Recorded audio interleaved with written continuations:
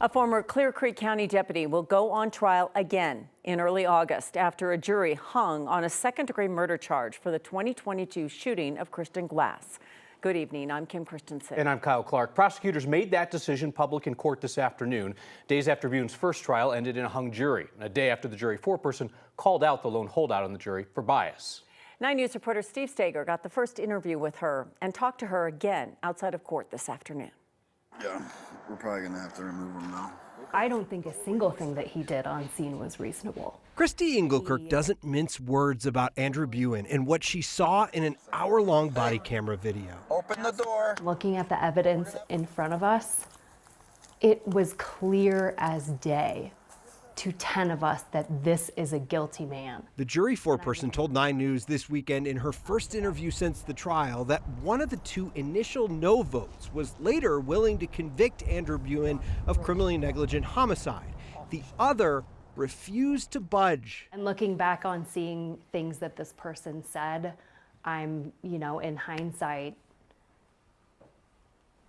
getting more and more frustrated because it seems pretty clear that they were biased and should never have been allowed on that jury. She says the holdout jurors seemed to say that police officers could do no wrong and were allowed to make mistakes. And the juror wouldn't set that alleged bias aside. One juror specifically kept reading the biased jury instruction that we are given, that, you need to put that aside and you need to look at the facts and the evidence.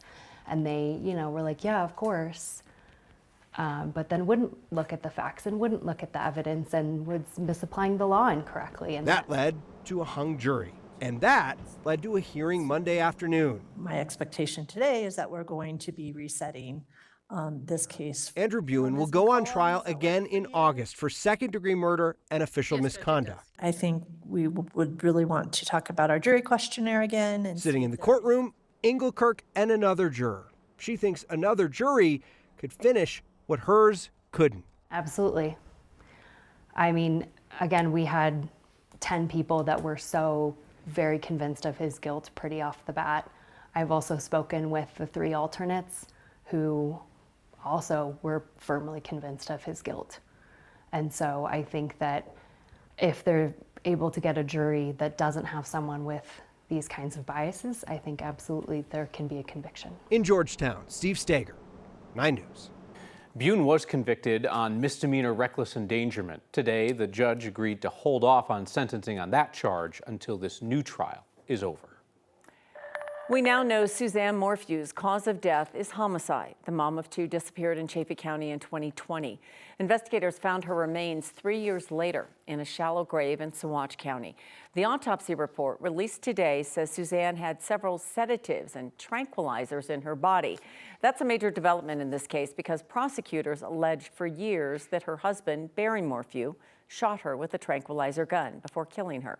Barry Morse was arrested in 2021 while his wife was still missing. Then the murder charges against him were dropped just days before the case was set to go to trial. The autopsy report confirms that Suzanne was found with her biking clothes. Investigators believe that she went on a bike ride on Mother's Day of 2020 and never returned. Barry's attorney spoke only to 9 News today. She says he's innocent, arguing anyone could have shot her with a tranquilizer. Barry Morse is innocent and he could not have killed his wife. She got up the morning of Mother's Day, had her cup of coffee. That is now confirmed with the autopsy report.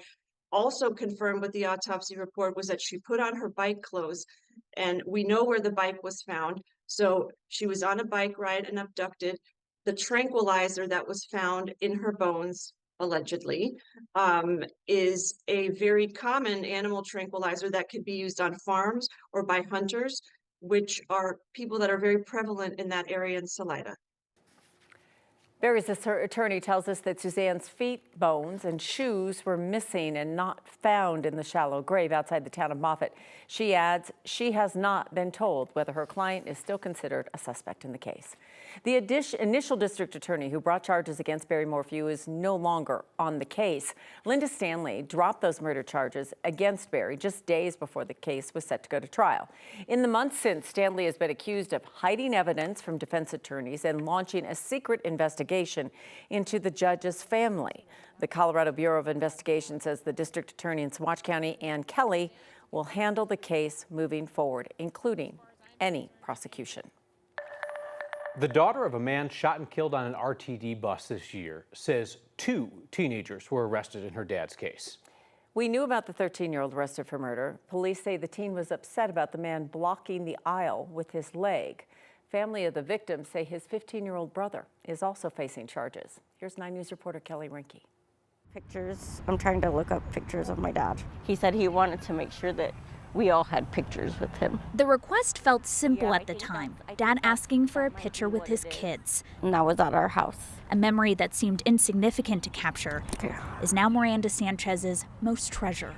I don't know, it's kind of like felt like he kind of knew, like he had like a premonition. A few weeks after the photo, her dad Richard hopped on an RTD bus in January and never made it home. They got on the bus, and when they got on, my dad and this other guy were blocking the aisle where they could walk. She says she's seen surveillance video showing her dad's final moments. That evidence hasn't been released to the public.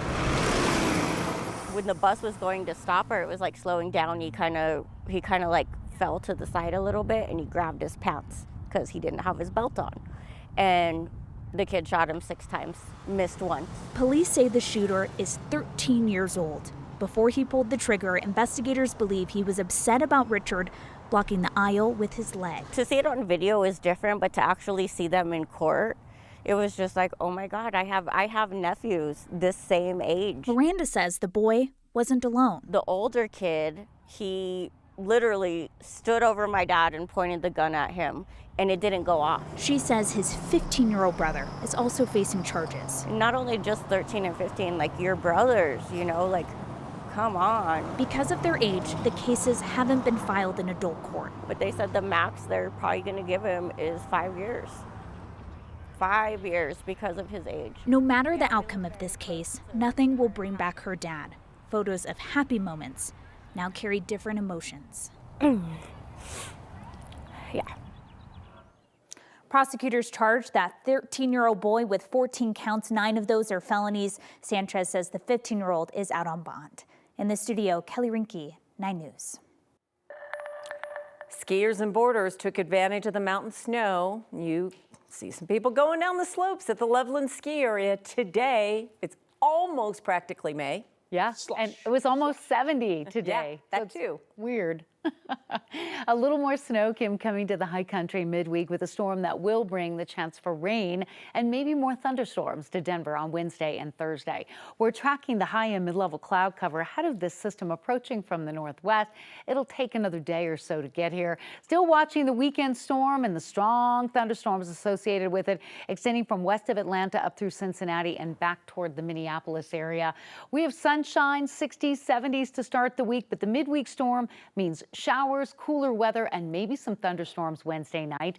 A little snow way up high today, not enough that we're worried about accumulation or winter weather or travel advisories. And between now and Tuesday afternoon, no real big weather issues. It's Wednesday when we see the arrival of that system bring in a little mountain snow, some afternoon storms to Denver, and then a cooler day with some showers expected on Thursday. But not tonight and not tomorrow. Beautiful day coming up with just a few high clouds and nice temperatures throughout the evening. We'll have that extended forecast coming up. Pro-Palestinian protesters continue to camp out at colleges across the country, with nearly 300 more protesters arrested over the weekend. At Columbia, where all this really got going, students are staying put even as some face suspension from school. Students at the Auraria campus here in Denver walked out of class at noon today. Community College of Denver is canceling in-person classes for the rest of the week due to safety concerns, forcing their students to learn online a week before graduation. Like, my finals are not of like mass concern right now. Like, you know, if I fail a final, it's whatever, you know, I'm alive. You know, people across the world from me aren't alive right now for no reason. Campus leaders say it is against longtime policy to set up a camp on Auraria's property. That's why dozens of people were arrested on Friday, but we haven't heard if there are additional plans for sweeps and arrests. Despite the pushback, students aren't showing any signs of leaving that camp. 9 News reporter Rachel Krause joins us from the Auraria campus this evening. And Rachel, tell us what things are looking like tonight.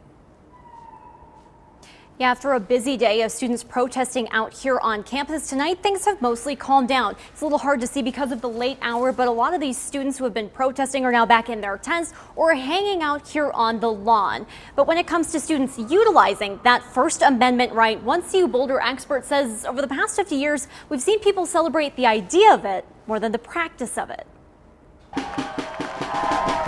From Denver's Auraria campus to Columbia University, students are parking themselves on college campuses, protesting for Palestinian human rights impacted by the Israel-Hamas war. We haven't seen protests of this magnitude in the U.S. around a war since the invasion of Iraq in 2003. Michael English with CU Boulder says student protests on civil rights, the Vietnam War, and Occupy Wall Street have filled college campuses for decades.